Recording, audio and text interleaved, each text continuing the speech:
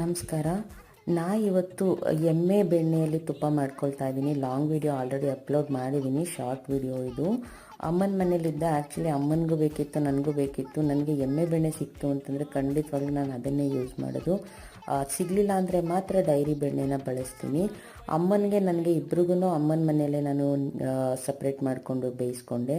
ನಾನು ಮೆಂತ್ಯ, ಮೆಣಸಿನಕಾಳು ಜೊತೆಗೆ ಲವಂಗ ಇದಿಷ್ಟನ್ನು ಡ್ರೈ ರೋಸ್ಟ್ ಮಾಡಿಕೊಂಡು ಪೌಡ್ರು ಮಾಡಿಕೊಂಡು ಅದಕ್ಕೆ ಹಾಕ್ಕೊಂಡು ಅರಿಶಿನದ ಪುಡಿ ಎಷ್ಟು ಬೇಕಷ್ಟು ಉಪ್ಪನ್ನ ಹಾಕಿ ಮ್ಯಾಕ್ಸಿಮಮ್ ಒಂದು 40 to 45 ಮಿನಿಟ್ಸ್ ಬೇಕಾಗುತ್ತೆ ಕುಕ್ ಆಗಲಿಕ್ಕೆ. ಅದು ತಿಳಿ ಆದಮೇಲೆ ಗೊತ್ತಾಗುತ್ತೆ ಬೆಂದಿದೆ ಅಂತ.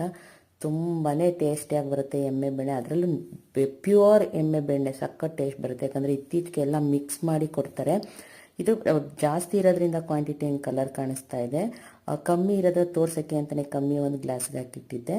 ತುಂಬ ಟೇಸ್ಟಿಯಾಗಿ ಬರುತ್ತೆ. Thank you.